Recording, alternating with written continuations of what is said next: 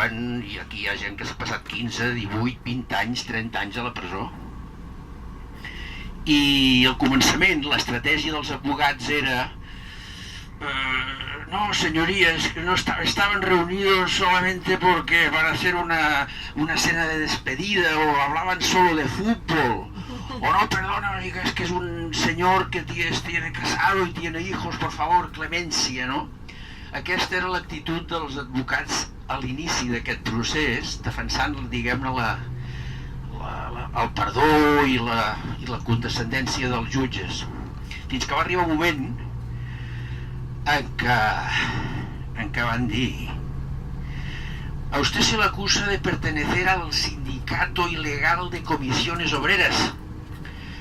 Y el advocat deia: sí, señoría, mi cliente forma parte del sindicato ilegal de comisiones obreras. ¿Y qué estaban haciendo el día que se les encontró a todos reunidos? Estaban organizando una huelga para defender sus derechos. Y aquí es va acabar, va ser un punt d'inflexió de l'actitud, i les represàlies van seguir sent, però la dignitat va pujar un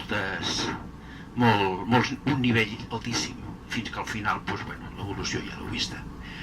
Per això, quan vaig sentir la Mireia que deia: jo em presentaré davant del jutge i li diré: escolti, jo sóc independentista, jo vull la llibertat del meu poble, jo vaig anar a votar a l'1 d'octubre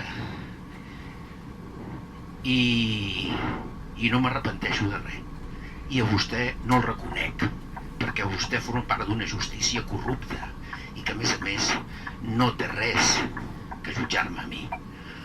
Vaig dir: doncs jo aniré a Madrid i l'acompanyaré, i passi el que passi estaré al seu costat.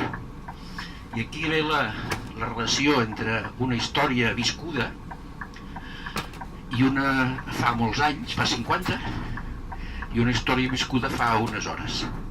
Gràcies per la vostra companyia i per la vostra atenció.